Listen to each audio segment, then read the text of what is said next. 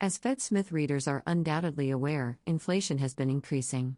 This pushed the 2022 COLA to the highest level it has been in 40 years, 5.9%. The 2023 COLA wound up being even larger at 8.7%. The 2024 COLA was more modest at 3.2%, although still indicates a rise in inflation over last year.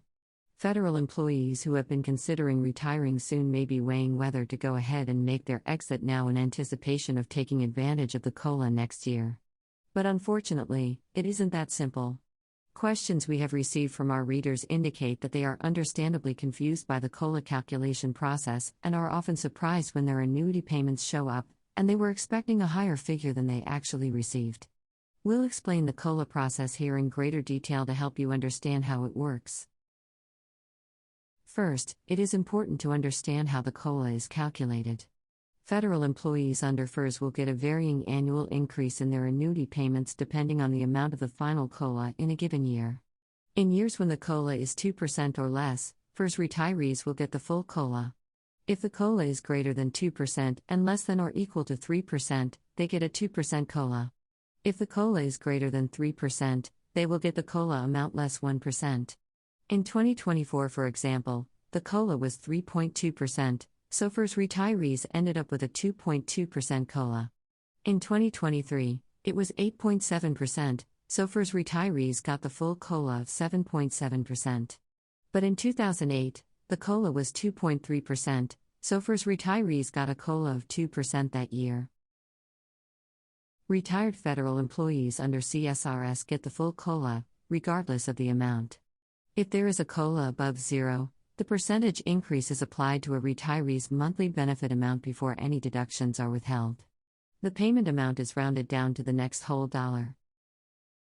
The COLA is determined by an automatic formula based on the Consumer Price Index and is announced in October every year.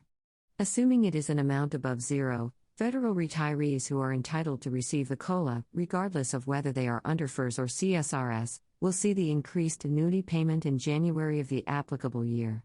So for example, the COLA for 2024 is announced in October 2023, but the increased payments will not begin being issued until January 2024. Federal employees who are planning to retire this year in anticipation of a bigger COLA may be disappointed. Just because you are retired from federal service does not mean you automatically get the full COLA in a given year. In order to get the full COLA, a federal retiree must have been in receipt of his or her annuity payment for a full year. If this is not the case, any COLA increase is prorated for both FERS and CSRS federal retirees at a rate of 1/12 of the total increase for each month the retiree has been receiving benefits. If, for example, you retired in December at the end of 2023, you would not get a COLA at all in 2024 since your annuity payments would not have yet had time to begin. This table from the Office of Personnel Management illustrates the prorated COLA process in more detail. It shows how many months a federal retiree will be considered on the annuity roll for the purposes of determining the extent to which the COLA will be prorated for an annuity. For instance, if a federal retiree's annuity payments begin in September, that means the next year's COLA will be prorated based on 3 months of payments.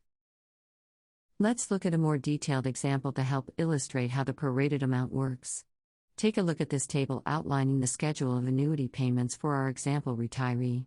Note that he began receiving his annuity payments in September 2023. Also be aware that this is different from the date that he retired. The only date that matters is when the annuity payments began. Our retiree has received 3 months of annuity payments in 2023 for purposes of calculating the prorated COLA amount for the months of September, October, and November. Why not December? Remember that December is when the new COLA goes into effect, so it's not included. When the 2024 COLA is applied to his payments, it will be at a reduced rate of 3/12 of the full COLA. But in 2025, the retiree will get the full COLA, assuming there is one that year, because at that point, he will have been receiving an annuity payment for at least 1 year. Let's apply some hypothetical numbers to our example retiree's situation. Remember that he began receiving his annuity payments in September 2023, which left him with 3 months of payments for the year. Since the 2024 COLA was 3.2%, that is a 2.2% COLA for FERS retirees. He will get a prorated COLA increase of 0.55% in 2024. This is based on the first COLA rate of 2.2% divided by 12 multiplied by the number of months on the annuity roll, 3 in this person's case. If the retiree's monthly annuity payments in 2023 were $3,000, he would get a 2024 annuity payment increase to $3,016. The COLA formula and how it is applied to your annuity payments is a very complex system and understandably creates confusion for federal employees and retirees. If you need help understanding how your federal benefits apply to your personal situation, be sure to get assistance from your agency's Human Resources Office and/or a financial advisor who specializes in working with federal employees. The OPM website also is a great resource to assist federal retirees.